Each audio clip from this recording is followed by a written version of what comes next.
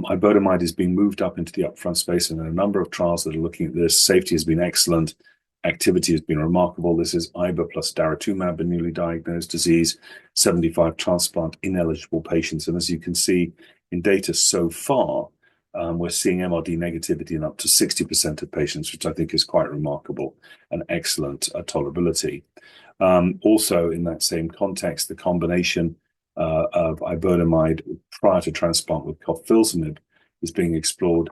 And again, here, the data to so far are most encouraging, with a favorable safety profile, no treatment-related mortality, fortunately, which is, of course, very important, and an overall response rate integrating transplant of 100%, and MRD negativity in all those patients who've achieved complete remission. So, exciting new data. Now, I think what's particularly interesting about iberdomide is its use as post-transplant maintenance, which I think is particularly promising. This is excellent data from the European teams led by Francesca Gay, Niels van der Donk, and others. And as you can see here, the MRD negative rates are very gratifying and the response rates very high. And there are a number of trials in process. This is one led by Dr. Natalie Callender. And then basically, in this study, we're seeing really exciting results already with this relatively early look from a couple of years ago.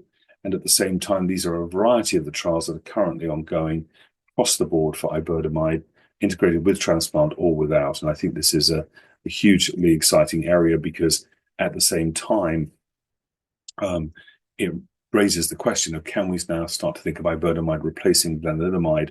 I think what we can say is there are low rates of infection in studies to date, which I think is encouraging.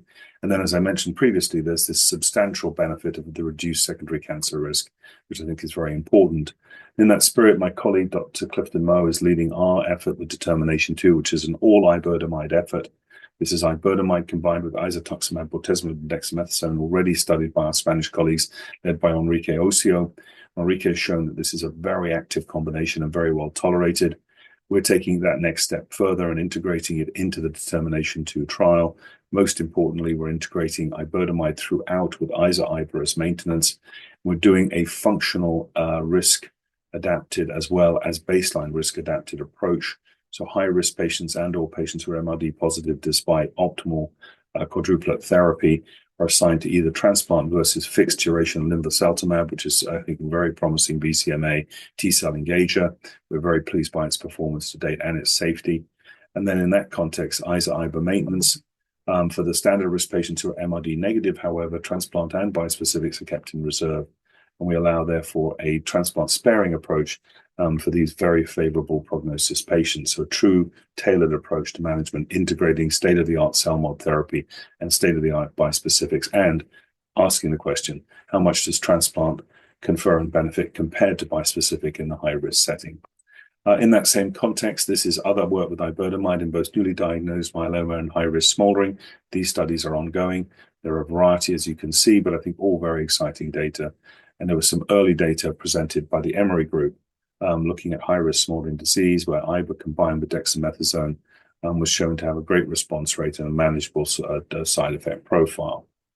So conclusions would be as follows: that CELMoDs, in my opinion, through targeted protein degradation, have significantly improved activity and distinct properties that, in my view, set them apart from the immune modulators. There's more potent binding of cereblon and degradation of Ikaros and Aiolos. There's substantially greater myeloma activity, and in the preclinical setting, in IMiD-resistant models, this is particularly striking. And then I think what's so promising is the enhanced effects on the immune system. So this is a true immune adjuvant approach. Integration to relapse refractory therapy has been really dramatic. These are oral agents. They have real-world application. The phase 2 studies have been very promising, and the phase 3 trials look extremely exciting, with 2 out of the 3 now showing that they're meeting their primary endpoint very comfortably. And I think what's true about these drugs is that they're well tolerated, and I think with manageable toxicities and low rates of treatment-related mortality. So the real-world translation here, I think, is going to be very favorable. There's encouraging activity addressing an urgent unmet medical need in both triple-class refractory and BCMA refractory and or exposed patients. It targets extramedullary disease, particularly mezigdomide, and I think that's especially attractive. And then I think what's really interesting is the ability to combine these drugs with standard of care drugs, and most importantly, to look at novel approaches such as selinexor. Now, tazemetostat is a very promising, but obviously with the recent data about second cancer risk from it, tazemetostat will probably be deprioritized. But I think with trametinib, we're seeing obviously great data there as well. As I mentioned, we've got really nice data with selinexor as well. And then I think what's so promising about the CELMoDs is that they're going to be immune energizing and reactivating with CAR Ts and bispecifics. And I also think they'll have an important role with antibody drug conjugates. And so finally, as we move into the upfront space, ongoing phase 3 trials of iberdomide look really exciting. I think the promise of iberdomide being integrated to maintenance with all those potential benefits, including less second cancer, are tremendously attractive.